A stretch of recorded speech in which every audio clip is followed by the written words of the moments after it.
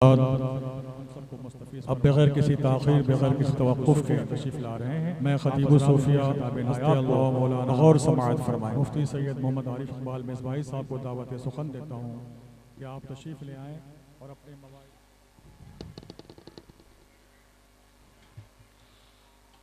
अस्सलामु अलैकुम वरहमतुल्लाहि वबरकातुहू। अल्हम्दुलिल्लाहि नहमदुहू व नुसल्ली व नुसल्लिमु अला रसूलिहिल करीम, अम्मा बाद। फ़अऊज़ु बिल्लाहि मिनश शैतानिर रजीम, बिस्मिल्लाहिर रहमानिर रहीम।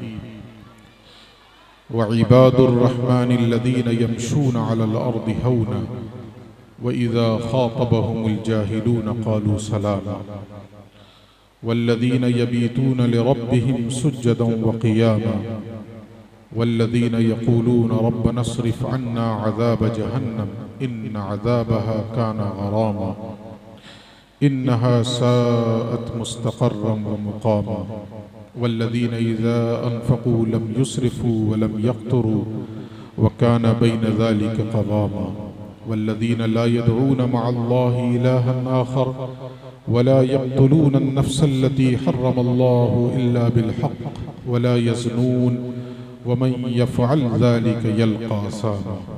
आमन्तु बिल्लाहि व रसूलिहि सदक़ल्लाहु मौलानल अज़ीम व सदक़ रसूलुहुन नबियुल अमीनुल करीम व नहनु अला ज़ालिका लमिनश शाहिदीन वश्शाकिरीन वल्हम्दुलिल्लाहि रब्बिल आलमीन। इंतहाई खुलूस महब्बत, अक़ीदत व एहतराम और हुज़ूरी क़ल्ब के साथ बारगाह रिसालत माब सल्लल्लाहु अलैहि वालिहि वसल्लम में नजराने दुरूद व सलाम पेश करने की हम और आप सआदतें हासिल करें। अल्लाहुम्मा सल्लि अला सय्यदिना व शफ़ीइना व मौलाना मुहम्मदिन व अला आलि मुहम्मदिन बिअददि कुल्लि हुस्निही व जमालिही व बारिक वसल्लिम। मौलाया सल्लि व सल्लिम दाइमन अबदन अला हबीबिका खैरिल खल्क़ि कुल्लिहिम। अस्सलातु वस्सलामु अलैका या रसूलल्लाह व अला आलिका व अस्हाबिका या हबीबल्लाह। सबसे पहली बात ये समझें आप कि तमाम मशाइख़ का, तमाम बुज़ुर्गों का सबसे महबूब वजीफ़ा दुरूद शरीफ रहा। ये जुमला मशाइख़ का वतीरा रहा कि उनके नज़दीक सबसे महबूब वजीफ़ा क्या है? दरूद शरीफ। अल्लाह के नबी फरमाते हैं कि जो मुझ पर एक मरतबा दुरूद पढ़ता है अल्लाह रब्बुल इज़्ज़त उसे 5 इनाम अता फरमाता है। और वो 5 इनाम क्या हैं ज़रा सुनिए। पैगंबर फरमाते हैं सबसे पहला इनाम ये है कि अल्लाह रब्बुल इज़्ज़त उसके नामे आमाल में 10 नेकियां लिख देता है। जो एक मरतबा दुरूद पढ़े उसके नामे आमाल में 10 नेकियां लिख दी जाती हैं।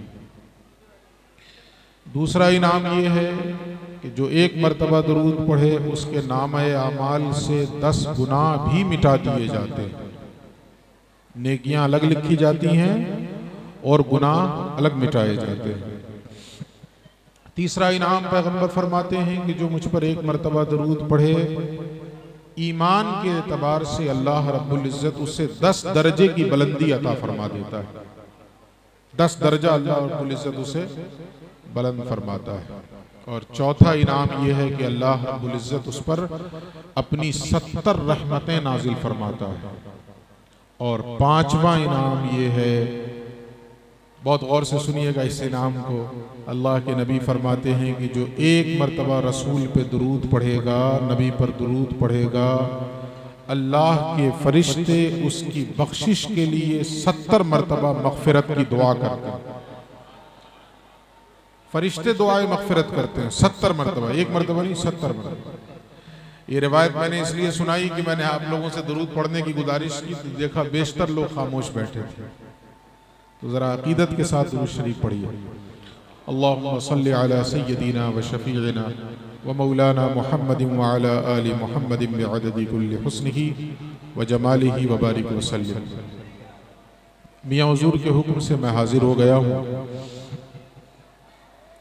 साथ में मियाँ हुज़ूर का ये भी हुक्म है कि 1 घंटा मैं बोलूँ कोशिश करूंगा। आपकी दुआएं शामिल हाल नहीं, मेरे पैर साथ देते रहे तो इंशाअल्लाह बोल ले जाऊंगा।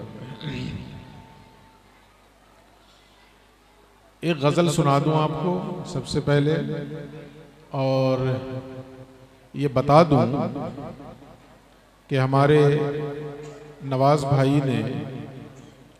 भाई से हमारी पहली मुलाकात बिहार शरीफ में, मैं समझता हूं कि तकरीबन 12 साल से ज़्यादा का अरसा हो गया। तो पहली मुलाकात हुई थी बिहार शरीफ में, वहाँ मैंने ये गज़ल पढ़ा था। तो नवाज़ भाई ने बाद में आके कहा कि ज़रा लिखवाइए मुझे ये, तो आज अचानक से मेरे जहन में वो गज़ल आ गई, तो मैं चाहता हूँ आपको सुना दूँ।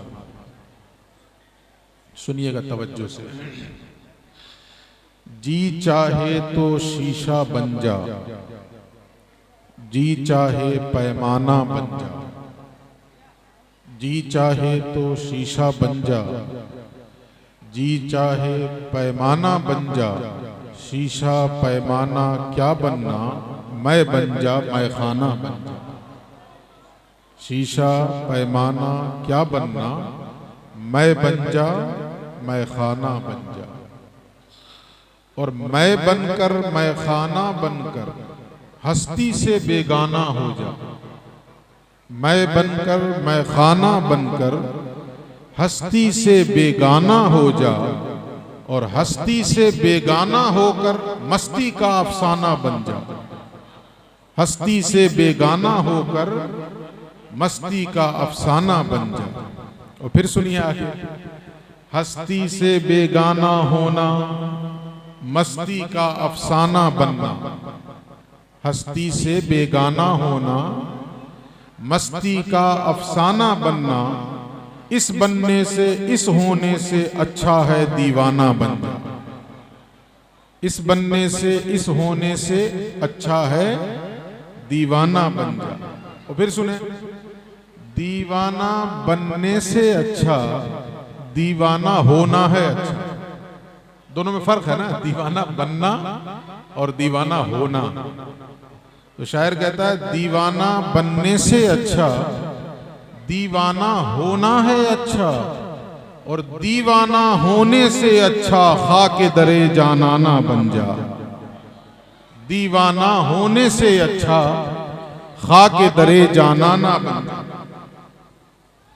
और खाके दरे जानाना क्या है, अहले दिल की आंख का सुरमा। खाके दरे जानाना क्या है, अहले दिल की आंख का सुरमा। शम्मा के दिल की ठंडक बन जा, नूरे दिले परवाना बन जा। शम्मा के दिल की ठंडक बन जा, नूरे दिले परवाना बन जा। और मकता है कि शेख ज़हीर के दिल सा जलना, काहे को हर शम्मा पे जलना। शेख ज़हीर के दिल सा जलना, काहे को हर शम्मा पे जलना। अपनी आग में खुद जल जाए तू ऐसा परवाना बन जा। अपनी आग में खुद जल जाए तू ऐसा परवाना बन जा। एक मरतबा और दुरूद शरीफ पढ़िए। अल्लाहुम्मा सल्लि व सल्लिम व बारिक अला सय्यदिना व मौलाना मुहम्मद व अला आलि सय्यदिना व मौलाना मुहम्मदिन बिअददि कुल्लि हुस्निही व जमालिही व बारिक व सल्लम। जिन आयात की मैंने तिलावत की आज की गुफ्तगू के लिए, 19वें पारे की आयत, 19वें पारे की व इबादुर रहमानिल्लज़ीना यमशूना अलल अर्दि हौना व इज़ा ख़ातबहुमुल जाहिलूना क़ालू सलाम। मैं रमज़ान में तरावी सुनाना छोड़ दिया हूँ, इसलिए भूल जाता हूँ कि किस पारे की आयत। याद तो है लेकिन ये याद नहीं आ पाता कि किस पारे की आयत। जब से पैरों से माजूर हुआ हूँ तो तरावी सुनाना बंद हो गया। आप लोग दुआ फरमा दें अल्लाह रब्बुल इज़्ज़त अपने इस महबूब बंदे के उर्स की हाज़री के तुफैल अल्लाह इस मरज़ से मुझे निजात दे दे, शिफा अता फरमा दे। मेरे पैरों में फिर से वो कुव्वत आ जाए कि मैं जैसे आप हजरात नमाज पढ़ते हैं वैसे पढ़ सकूं, पढ़ा सकूं। अभी कुर्सी पे नौबत है पढ़ने की। तो 19वें पारे की आयतें मैंने पढ़ी हैं। इन आयतों में अल्लाह रब्बुल इज़्ज़त ने अपने महबूब बंदों की कुछ निशानियां बताई। आज हम उसको सुनेंगे। अल्लाह ने जो बताया, एक ये कि हम खुद बताएं, हम तय करें कि अल्लाह के महबूब बंदों की ये अलामत है, ये पहचान है, तो उसकी कोई हैसियत नहीं है। असल हैसियत ये कि अल्लाह बताए कि जो मेरे महबूब बंदे होंगे उनकी ये सिफात होंगी, उनकी ये शनाख्त होगी, उनकी ये अलामतें होंगी। तो आज हम इसको समझने की कोशिश करते हैं कि अल्लाह ने अपने महबूब बंदों की सिफात क्या बयान की। तो गौर से सुनिएगा। और जो दिन में मैंने तकरीर की थी दादा मियां क़ुद्दस सिर्रुल अज़ीज़ की तालीमात के हवाले से, जिन्होंने सुना है वो चीज़ें जहन में लाइएगा। जो अल्लाह रब्बुल इज़्ज़त सिफात बयान रहा है, वो बयान फरमा रहा है, वो चीज़ें जहन में लाइएगा।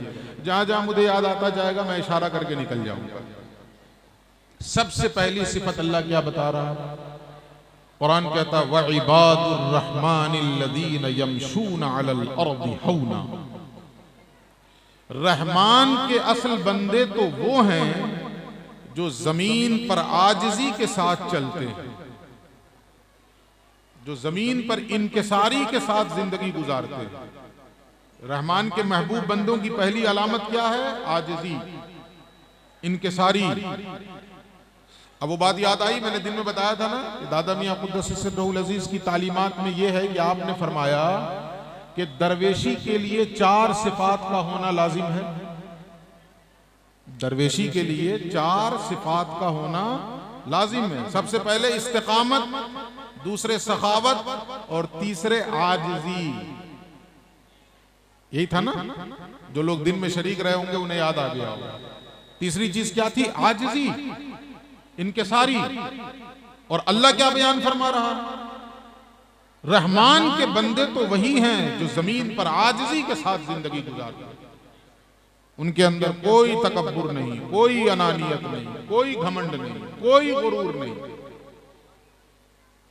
वो अपने आप को सबसे ज्यादा हकीर और सबसे ज्यादा कमतर तसव्वुर करते हैं, सबसे ज्यादा कमतर तसव्वुर करते हैं। बल्कि आपने सुना होगा ना, हजरत वैसे करनी की तरफ एक वाकया मंसूब है कि आप एक जगह बैठे थे तो एक कुत्ता भौंकने लगा। तो हजरत वैसे करनी ने फरमाया कि कुत्ते भौंकता क्यों है? अगर कल कयामत के दिन मैं बख्शा गया तो मैं तुझसे बेहतर, और अगर कल कयामत के दिन मैं न बख्शा गया तो तू मुझसे बेहतर। कि कम से कम तू जानवर है, तेरा हिसाब किताब तो नहीं होगा ना, तुझ पर कोई गिरफ्त तो नहीं होगी ना, तो खाक बना दिया जाएगा, मिट्टी बना दिया जाएगा, लेकिन मेरी तो गिरफ्त हो जाएगी, मेरी तो पकड़ हो जाएगी। तो ये हैं असल महबूब बंदे रहमान कि उनके अंदर इस कदर आजिजी होती है, इनकिसारी होती है, तवाज़ु होता है। यहाँ पे एक बात और बताऊं आपको, हमारे यहाँ एक तरीका है कि हम अपने बुजुर्गों का और मशाइख का हाथ चूमते हैं ना। ये तरीका अच्छी चीज है, बिल्कुल चूमना चाहिए, लेकिन मैं ना पहले की बात करूंगा ना बाद की बात करूंगा। उस वक्त की जिस वक्त कोई किसी का हाथ चूम रहा, सिर्फ पार्टिकुलर उस वक्त की बात। उस वक्त एक दूसरे का जब हाथ चूम रहा है तो अफजल कौन है? न पहले की बात और न बाद की बात, खास उस वक्त की बात जब एक दूसरे का हाथ चूम रहा है। उस वक्त वो अफजल नहीं है जिसका हाथ चूमा जा रहा है, वो अफजल है जो चूम रहा है। उस वक्त की बात है ये, मैंने पहले वजाहत कर दी, न पहले की न बाद की, खास उस वक्त की। क्यों? उस वक्त वो चूमने वाला अफजल क्यों है? इसलिए कि चूमने वाला मकाम तवाज़ो पे है, वो अपने आप को कमतर समझ रहा है ना, किसी को अपने से आला समझ रहा है, इसलिए तो चूम रहा है। अपने आप को कमतर समझना ये आदमियत है। आदमियत कहां से कह रहा हूं? हजरत आदम से। हजरत आदम को अल्लाह ने कहा था ना, आदम मैंने तुम्हें सजदा करने को कहा था, मैंने तुम्हें मना किया था इस दरख्त के करीब न जाना, क्यों गए? क्यों गए? तो हजरत आदम ने क्या कहा? या अल्लाह हमसे गलती हो गई। कोई एक्सक्यूज पेश किया, कोई उज्र पेश किया। चाहते तो उज्र पेश कर देते, माकूल उज्र था ना। अल्लाह इस मरदूद ने कहा था, शैतान ने तेरे नाम की कसम खा के कहा था कि जानते हो अल्लाह ने क्यों मना किया है फल खाने से? तो हजरत आदम ने पूछा क्यों? तो शैतान ने कहा इसलिए मना किया है कि अगर तुम ये फल खा लोगे तो हमेशा के लिए अल्लाह के कुर्ब में चले जाओगे। तो ये उज़्र माकूल था कि नहीं? नीयत तो अच्छी थी ना, अल्लाह का कुर्ब पाने के लिए फल खाया। लेकिन जब अल्लाह ने पूछा कि मैंने मना किया था दरख्त के करीब जाने से, तो क्यों गए? तो हजरत आदम ने कोई एक्सक्यूज नहीं पेश किया, कोई उज़्र नहीं पेश किया, बल्कि क्या कहा? रब्बना ज़लमना अनफुसना व इल्लम तग़फिर लना व तरहमना लनकूनन्न मिनल खासिरीन। ए परवरदिगार, हम तस्लीम करते हैं कि हमसे खता हुई, हम खताकार हैं, हमसे गुनाह हो गया, हमसे खता हो गई, हम खताकार हैं, लेकिन तू तो गफूर रहीम है ना, तू बख्शने वाला है, तू रहम फरमाने वाला है, हमारी इस खता को बख्श दे, मुआफ फरमा दे। इसलिए कि तू ही अगर मुआफ नहीं करेगा तो फिर हम जाएंगे कहाँ? लनकूनन्न मिनल खासिरीन, फिर तो हम खसारे में चले जाएंगे, नुकसान में चले जाएंगे। तो अपनी आजिज़ी का इजहार किया तो अल्लाह ने और महबूब बना लिया, हजरत आदम और महबूब बन गए। अच्छा, इब्लीस से पूछा मा मना का अल्लाह तस्जुद इज़ अमरतुक, जब मैंने तुम्हें सजदा करने को कहा था तो क्यों नहीं किया? ये सवाल दोनों से एक ही था ना। अच्छा, बज़ाहिर देखा जाए, आप खानकाह में बैठे हैं, जरा सा इस बात को भी समझाऊं, बज़ाहिर देखा जाए तो दोनों की गलती भी तो एक ही थी। बज़ाहिर भाई अल्लाह ने इब्लीस से कहा सजदा करो, नहीं किया। आदम से कहा इस दरख्त के पास ना जाना, चले गए।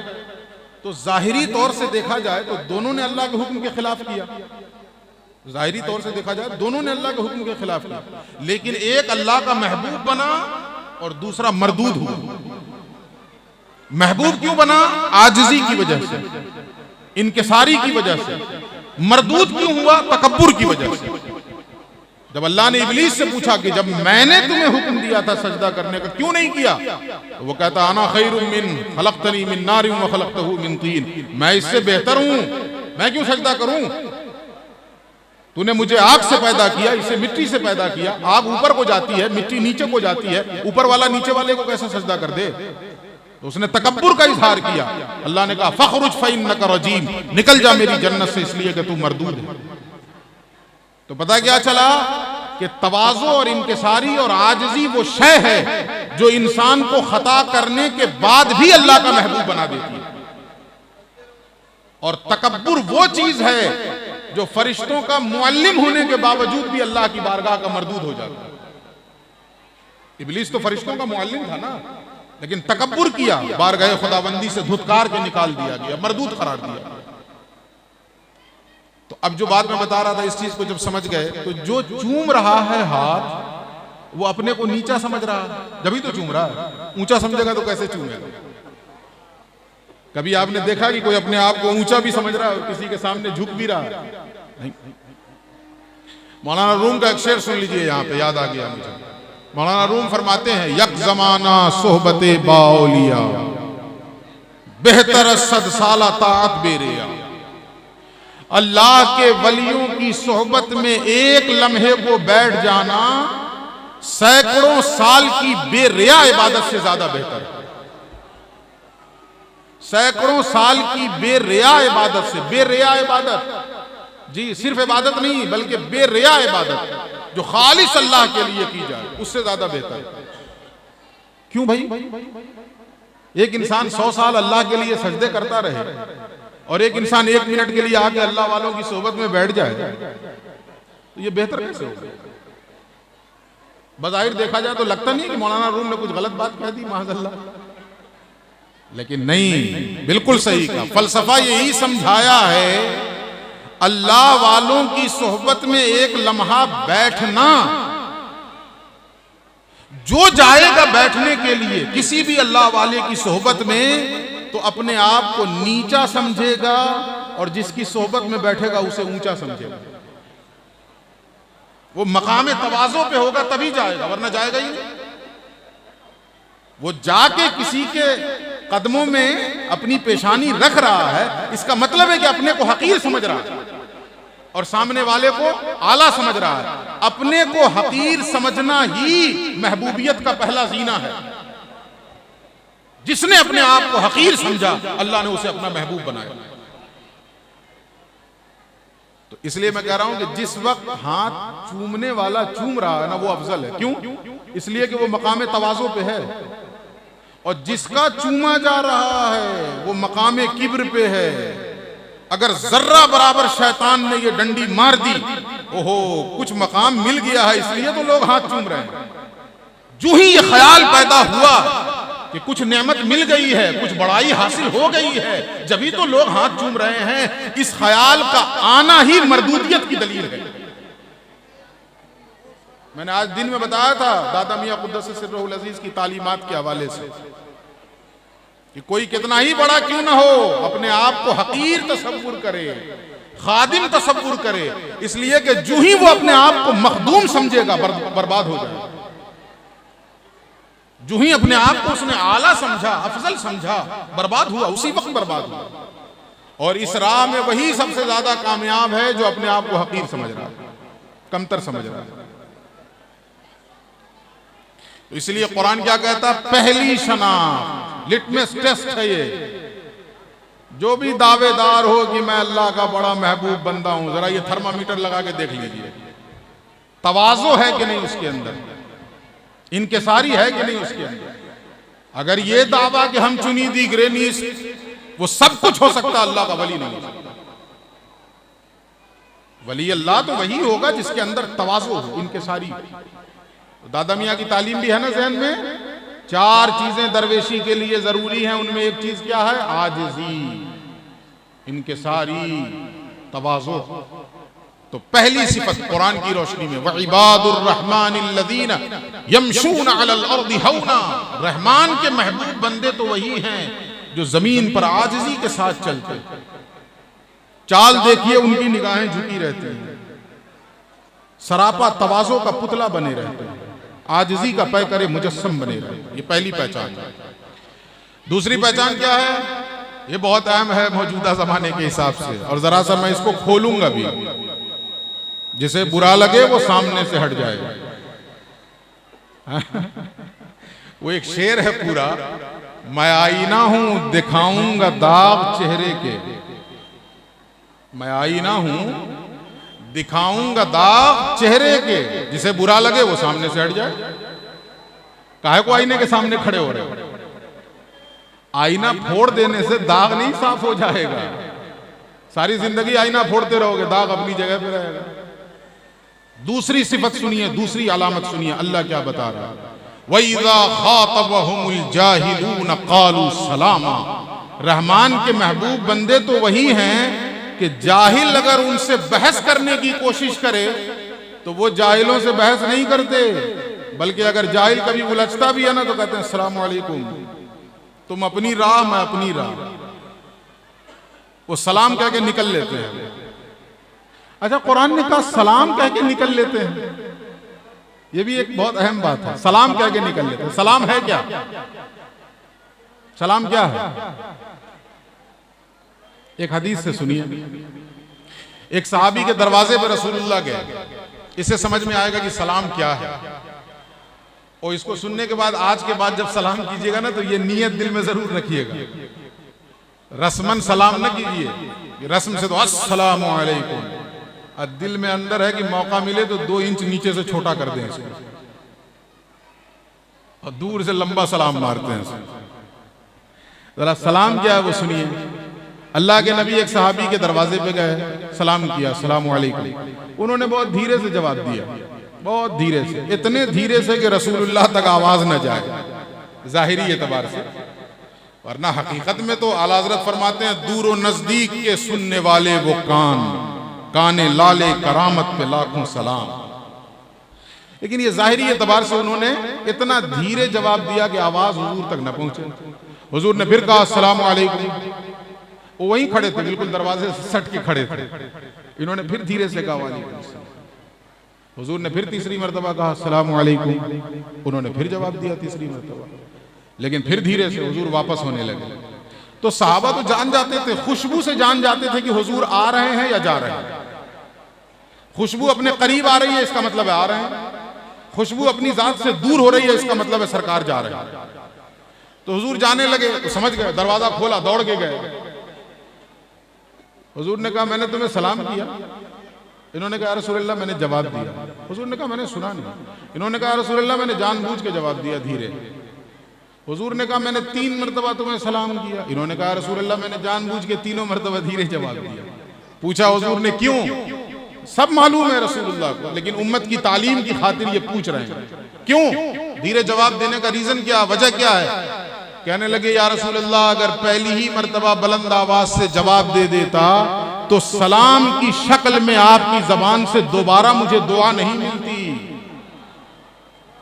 तो मैं तो ये चाह रहा था कि धीरे धीरे जवाब देता रहूं ताकि बार बार आप दुआ देते रहें, अस्सलामु अलैकुम, अस्सलामु अलैकुम, अस्सलामु अलैकुम। तो सलाम का मतलब क्या है? दुआ है। जब हम किसी को सलाम कह रहे हैं तो क्या मतलब है इसका? अल्लाह की रहमतें आप पर नाजिल है, अल्लाह की तरफ से सलामती आप पर नाजिल है। तो आज के बाद जब किसी को सलाम कीजिएगा तो ये नियत दिल में रखिएगा, ये नहीं कि सलाम भी कर रहे हैं अंदर से मौके की तलाश में।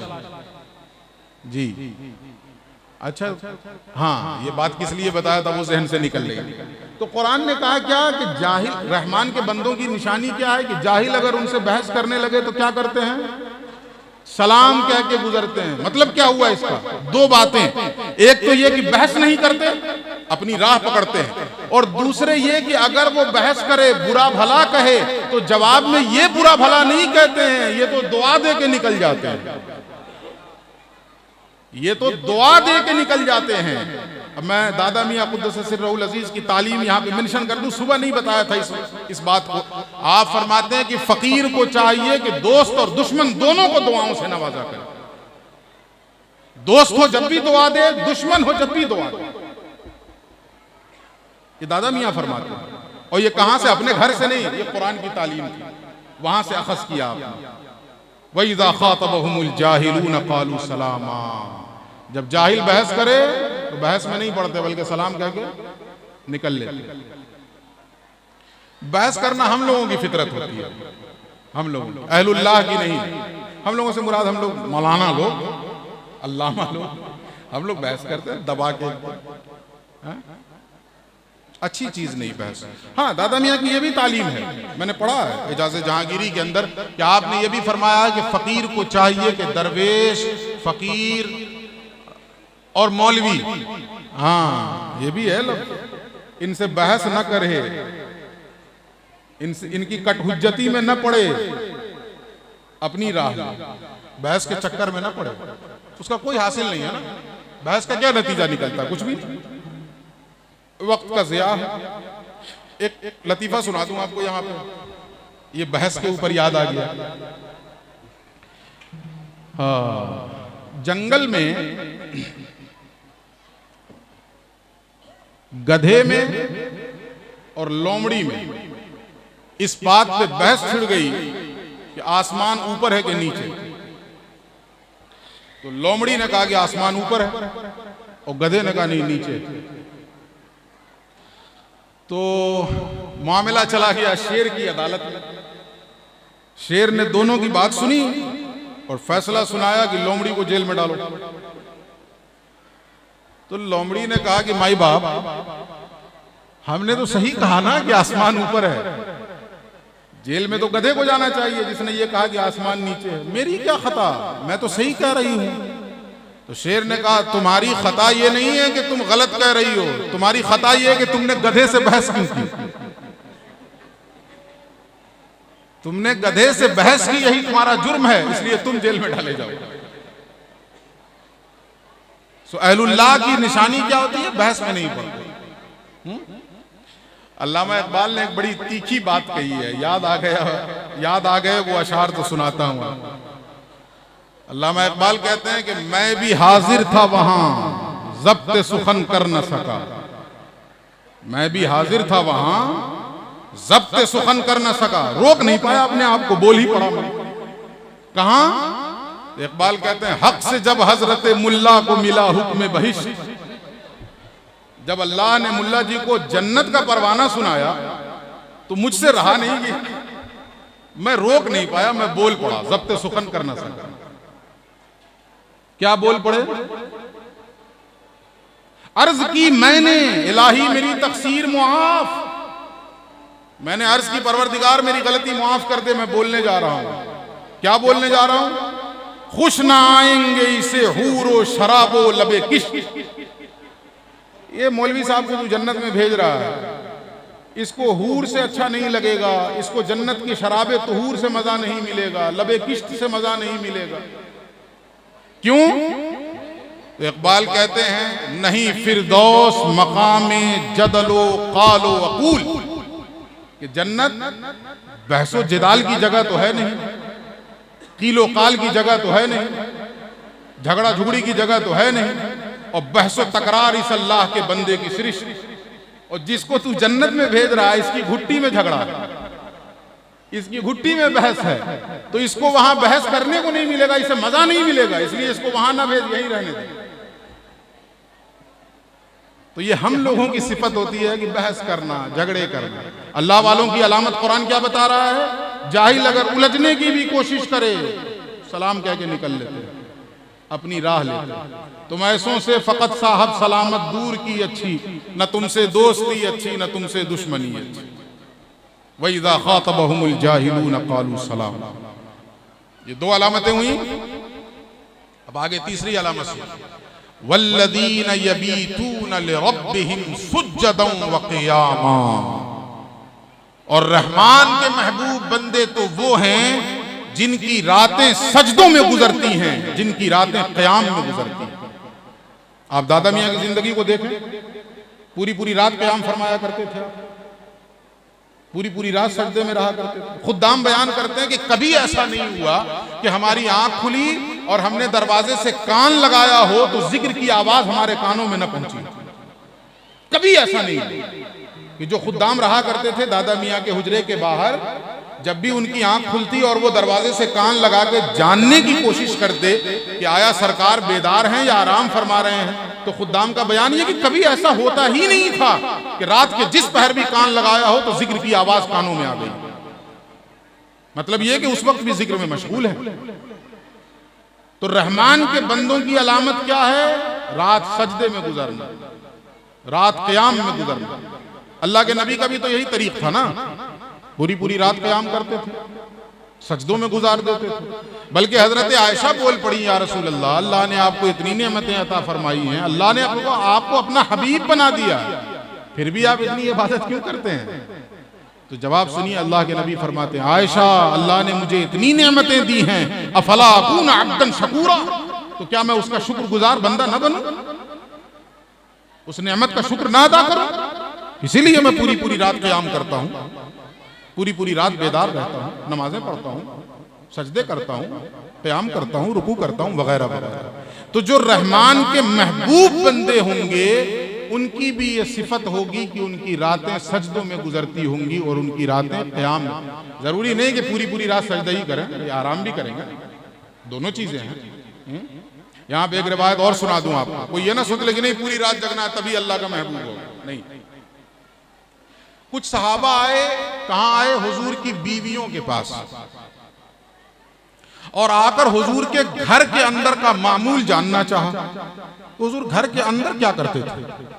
बाहर के मामूलात से तो हम वाकिफ हैं, हुजूर बाहर जो कुछ करते हैं वो हमारी नजरों के सामने है, वो हम जान रहे हैं। घर के अंदर क्या करते हैं वो बताइए। अब उन्होंने क्या बताया उसका जिक्र नहीं है हदीस में, या अज़वाज मुतहरात ने क्या बताया, लेकिन बताने के बाद जो इनकी कैफियत हुई उससे समझ में आएगा कि क्या बताया। जो साहबा पूछने गए थे उनकी कैफियत क्या हुई? जब अज़वाज मुतहरात ने घर के मामूलात बताए तो एक साहबी ने कहा कि मैं आज के बाद जिंदगी में कभी रोजा नहीं छोड़ूंगा, यानी हमेशा रोजा रखूंगा, हमेशा रोजा रखूंगा। अब इसी से समझ जाइए कि क्या बताया होगा अज़वाज मुतहरात ने। अच्छा, दूसरे साहबी ने कहा कि मैं आज के बाद पूरी रात नहीं सोऊंगा, पूरी रात इबादत करूंगा। समझ में आया ना कि क्या बताया होगा। और तीसरे ने कहा कि मैं तो शादी ही नहीं करूंगा, मुजर्रद रहूंगा, मुजर्रद जिंदगी गुजारूंगा। खैर, अल्लाह के नबी तक ये खबर पहुंच गई तो पैगंबर फरमाते हैं, मजमे में आप फरमाने लगे, लोगों को क्या हो गया है कि इस किस्म की बातें करते हैं? मुझे देखो, मैं कभी रोजा भी रखता हूं, कभी छोड़ भी देता हूं, रातों में जागता भी हूं, इबादत भी करता हूं और सोता भी हूं। और फरमाते हैं, लोगों को क्या हो गया है कि वो कहते हैं मैं शादी ही नहीं करूंगा। मुझे देखो, मैंने शादियां भी की हैं, मेरी घर गृहस्थी भी है, मेरी बीवियां भी हैं, मेरे बच्चे भी हैं। तो रसूलुल्लाह ने एक मोतदिल निजाम दिया है, मोतदिल फिक्र दिया है। रसूलुल्लाह ने यह बता दिया कि जरूरी नहीं है कि पूरी रात जगकर इबादत करने वाला ही अल्लाह का वली हो। रातों को जगे भी सोए भी, लेकिन जगे जरूर, कम से कम तहज्जुद के लिए तो जरूर जगे। ये अदना है, ये अलल अक़ल तहज्जुद के लिए जरूर जगे। वल्लज़ीना यबीतूना लिरब्बिहिम सुज्जदन व क़ियामा। रहमान के बंदे तो वही हैं जिनकी रातें सजदों में गुजरती हैं और जिनकी रातें क़याम में गुजरती हैं। अच्छा जी, अब इतनी अलामतें हो गई ना। आज के जमाने में किसी के अंदर इतनी अलामतें पाली जाएं, वो तो खुद जन्नत बांटने लगेगा। बांटने लगेगा कि नहीं बांटने लगेगा? तुमको भी चाहिए आओ, तुमको भी चाहिए आओ, तुमको भी चाहिए आओ, ले जाओ हमसे। लेकिन जरा अगली पहचान सुनिए, कुरान क्या कह रहा है। वल्लज़ीना यक़ूलूना रब्बना अस्रिफ़ अन्ना अज़ाब जहन्नम इन्न अज़ाबहा कान गरामा। और रहमान के बंदे तो वही हैं जो हर वक्त अल्लाह के हुजूर ये दुआ करते रहते हैं कि परवरदिगार मुझसे जहन्नम का अजाब फेर देना। इसलिए कि जहन्नम का अजाब गले की फांस है, गले का फंदा है। जरा फर्क महसूस कीजिए आप। रहमान के बंदे वो होते हैं जो कभी बेखौफ नहीं होते। हम लोगों को गलती ये हो गई है कि जब भी हम तकरीर सुनते हैं ला खौफुन अलैहिम वला हुम यहज़नून, तो ऐसा समझते हैं कि उनको अल्लाह का भी खौफ नहीं। ऐसा तो उनसे ज्यादा किनको खौफ है अल्लाह का? दादा मियाँ की यहाँ भी तालीम है। ला खौफुन अलैहिम वला हुम यहज़नून की खुद वजाहत करते हुए दादा मियाँ फरमाते हैं, जो खो गया उसका कोई गम नहीं और आने वाली जिंदगी का कोई खौफ नहीं। ये है औलियाउल्लाह। जो खो गया कोई गम नहीं, बेटा खो गया कोई गम नहीं, अल्लाह की अमानत थी अल्लाह ने ले लिया। दौलत चली गई कोई गम नहीं, अल्लाह की अमानत थी, अल्लाह मेरा था क्या। लिल्लाहि मुल्कुस समावाति वल अर्द। इस जमीन और आसमान में जो कुछ है वो अल्लाह का। तो जब हमारा था ही नहीं तो काहे का गम, काहे का गम? तो कोई खौफ नहीं, कोई गम नहीं, उसका मतलब दादा मियाँ क्या फरमाते हैं, जो खो गया उसका कोई गम नहीं और आने वाली जिंदगी का कोई खौफ नहीं। ये है खौफ ला खौफुन अलैहिम वला हुम। हम ये समझते हैं वो अल्लाह का भी कोई खौफ नहीं। अल्लाह उनकी जिंदगी का लम्हा लम्हा खशियत रब्बानी से मामूर हुआ करता। अल्लाह के खौफ के साए में उनकी जिंदगी गुजरा करती है। तो खौफ का ये आलम होता है कि हर वक्त ये दुआ करते हैं कि परवरदिगार जहन्नम का अजाब हमसे फेर दे। हजरत उमर की बात सुनिए आप। और हजरत उमर कौन है? नोट कीजिए, अशरा मुबशरा में है ना। अशरा मुबशरा यानी 10 सहाबा जिनको बाई नेम रसूलुल्लाह ने सर्टिफाई किया कि ये जन्नती हैं, नाम ले ले करके। उसमें अबू बकर उमर भी है ना। तो हजरत चारों खुलफाए राशिदीन तो हैं, तो हजरत उमर भी हैं। अच्छा जी। उसके बाद साबिक़ून अव्वलून में है, जो पहले ईमान लाने वाले, जिनके लिए कुरान में आया रज़ियल्लाहु अन्हुम व रदू अन्हु, अल्लाह उनसे राजी है, वो अल्लाह से राजी है। तो साबिक़ून अव्वलून में उमर है। अच्छा जी। तीसरी और आई है, कुरान कहता है जो लोग बैअत रिज़वान में शामिल हुए हैं सब के सब जन्नती हैं। उमर बैअत रिज़वान में भी शामिल हुए। और आगे सुनिए, अल्लाह के नबी ने फरमाया जो लोग बद्र में शरीक हुए हैं वो सब के सब जन्नती हैं। उमर बद्र में भी शरीक हुए। इतनी सर्टिफिकेट मिलने के बावजूद भी खशियत का आलम क्या है, खौफ का आलम क्या है कि जब आपका आखिरी वक्त था, खंजर मारा गया था ना आपको, एक मजूसी गुलाम ने खंजर मारा था, अबू लूलू फिरोज जिसका नाम था, उसने आपको नमाज की हालत में खंजर मार दिया।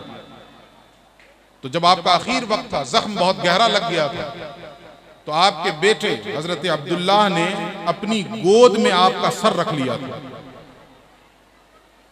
अचानक हजरत उमर अपने बेटे से कहते हैं मेरे सर को जमीन पे रख दो। तो हजरत अब्दुल्लाह कहते हैं अब्बा जान गोद में ही रहने दें। तो हजरत उमर ने करख्त लहजे में कहा मैंने कहा तुमसे कि जमीन पे रखो।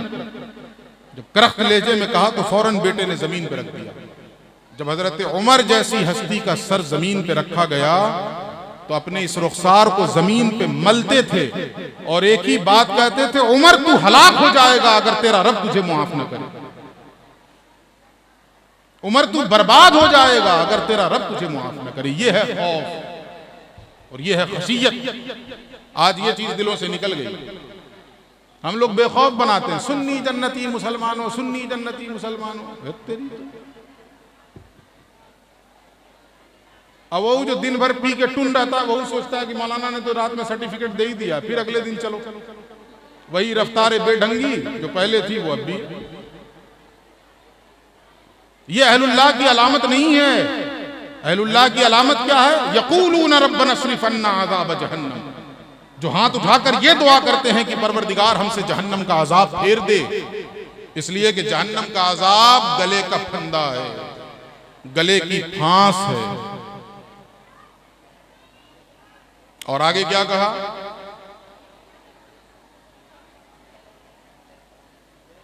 क्या है उसका? भाई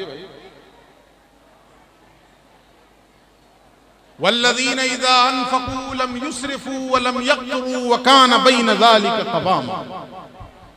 और रहमान के, तवज्जो से सुनिए इस निशानी को, सलामत को, रहमान के महबूब बंदे वो हैं कि जब खर्च करते हैं तो न ज्यादती करते हैं न कमी करते हैं, बल्कि बीच में रहते हैं। जी, एतदाल। और जरा पढ़िएगा फिर से एजाज़े जहांगीरी को। दादा मियाँ ने क्या कहा है? फकीर को चाहिए कि रईसों की तरह बेदरेग अपनी दौलत खर्च न करे, बल्कि एतदाल के साथ खर्च करे। ये तालीम दी दादा मियाँ ने कि फकीर को चाहिए कि रईसों और अमीरों की तरह बेदरेग अपनी दौलत खर्च न करे, बल्कि एतदाल के साथ करे। उतने ही पैर फैलाए जितनी चादर हो। और अल्लाह कह रहा है रहमान के महबूब बंदे वो हैं कि खर्च करने में न इसराफ करते हैं न कमी करते हैं, न ज्यादती करते हैं न कमी करते हैं। लेकिन यहां पे सुन लीजिए, ये कहां पे खर्च करना है? अहलो अयाल पे। अल्लाह की राह में खर्च करने की कोई ज्यादती थोड़े है। उसमें तो सब कुछ लुटा दीजिए तो फिर भी क्या हक अदा हुआ ना? बकौल मिर्जा गालिब के, गालिब कहते हैं जान दी, यानी हमने जान दे दी तो कौन सा तीर मार लिया? अगर हमने अल्लाह की बारगाह में अपनी जान का भी नजराना पेश कर दिया तो कौन सा तीर मारा? गालिब कहते हैं जान दी हुई उसी की थी। अगर हमने ये जान दे भी दी अल्लाह की बारगाह में तो ये जान हमें दी किसने थी? अल्लाह ही ने तो दी थी ना। तो उसी की दी हुई चीज अगर उसी को पलटा दे रहे हैं तो कौन सा तीर मार रहे हैं? तो गालिब कहते हैं जान दी हुई उसी की थी, हक तो ये है कि हक अदा न हुआ। हक तो ये है कि हक अदा न हुआ। तो राह खुदा में अगर खर्च करने की बात आए तो उसकी कोई इंतहा नहीं है। इंसान अपनी जिंदगी का सारा सरमाया लुटा दे फिर भी वो ये नहीं कह सकता कि हमने कुछ कर दिया। सब कुछ दे दे तब भी नहीं कह सकता। ये जो है कि न ज्यादती करते हैं न कमी करते हैं अहलो अयाल पे खर्च करने में, कि ज्यादती भी ना कीजिए अहलो अयाल पे खर्च करने में, कि जिस चीज की फरमाइश कर दी चलो ठीक है जी, और कमी भी ना कीजिए कि बिला वजह उनके जायज हुकूक की हक तलफी की जाए और उनकी जायज मांगों की हक तलफी की जाए। ये भी नहीं होना चाहिए। तो ये चंद अलामतें अल्लाह रब्बुल इज्जत ने कुरान करीम, और भी बहुत सारी हैं लेकिन उसको मैं भी छोड़ता हूं, अल्लाह ने बताई कुरान करीम में। अब आ जाइए हुजूर गौसुस सकलैन सैयदना शेख अब्दुल कादिर जिलानी रज़ियल्लाहु ताला अन्हु इसी हवाले से एक बड़ी प्यारी बात इरशाद फरमाई, वो सुन लीजिए आप। वो फरमाते हैं अल्लाह रब्बुल इज्जत उसी को अपना दोस्त बनाएगा जिसके अंदर 12 खसलतें पाई जाएंगी। कितनी खसलतें? 12। सुनने में आपको बहुत लग रहा होगा 12 कैसे याद रहेगा, लेकिन जो अंदाज है ना गौसे पाक के बयान करने का वो इतना अछूता और इतना निराला है कि एक बार सुन लीजिएगा याद रह जाएगी बात। लेकिन तवज्जो से सुनिएगा। तो गौस पाक क्या फरमाते हैं कि अल्लाह उसी को अपना दोस्त बनाएगा जिसके अंदर 12 खसलतें पाई जाएं, 12 सिफात पाई जाएं। अब 12 खसलतें क्या सुनिए। फरमाते हैं 2 खसलतें अल्लाह वाली, 2 खसलतें रसूलुल्लाह वाली, 2 खसलतें अबू बकर वाली, 2 खसलतें उमर वाली, 2 खसलतें उस्मान वाली और 2 खसलतें मौला अली वाली। तो कितने हो गए? हो गया ना 12 भाई, अल्लाह रसूल और चारों खुलफाए राशिदीन, तो 4 2 6 और 6 दूना 12, तो इतना तो याद रहेगा ना। अब वो क्या क्या खसलतें हैं वो सुनिए आप। फरमाते हैं 2 खसलतें अल्लाह वाली, क्या? अल्लाह सत्तार है, उसी को अपना दोस्त बनाएगा जो अब्दुस सत्तार बने। अब मतलब क्या इसका? अल्लाह सत्तार है, सत्तार का मतलब क्या हुआ? ऐबों को छुपाने वाला, ऐबों पे पर्दे डालने वाला। ये जो हमारी इज्जतें बची हुई हैं ना, वो किस वजह से बची हुई हैं? इसलिए कि अल्लाह सत्तार है। बोलिए गलत तो नहीं कह रहा हूं। अगर अल्लाह रब्बुल इज्जत हमारे ऐबों से पर्दा उठा दे तो मुआशरा और सोसाइटी तो छोड़िए, अपने घर के अंदर मुंह दिखाने के काबिल नहीं रहेंगे। है या नहीं सच्चाई है? घर के अंदर हम मुंह दिखाने के काबिल नहीं रहेंगे। ये जो हमारी इज्जतें हैं वो किस वजह से? इसलिए कि अल्लाह सत्तार है। हम 1000 गुनाह कर रहे हैं, 1000 ऐबों में डूबे हुए हैं, मगर चूंकि वो सत्तार है, वो अपनी सत्तारियत के साए में हमारे ऐबों को छुपाए हुए हैं। तो जब इस चीज को समझ गए तो गौसे पाक फरमाते हैं अल्लाह उसी को अपना दोस्त बनाएगा जो अब्दुस सत्तार बने। मतलब सत्तार का बंदा बनने का मतलब यह है कि जिस तरह वो अपने बंदों का ऐब छुपाता है, अल्लाह दोस्त भी उसी को बनाएगा जो अपने लोगों के ऐब छुपाएगा।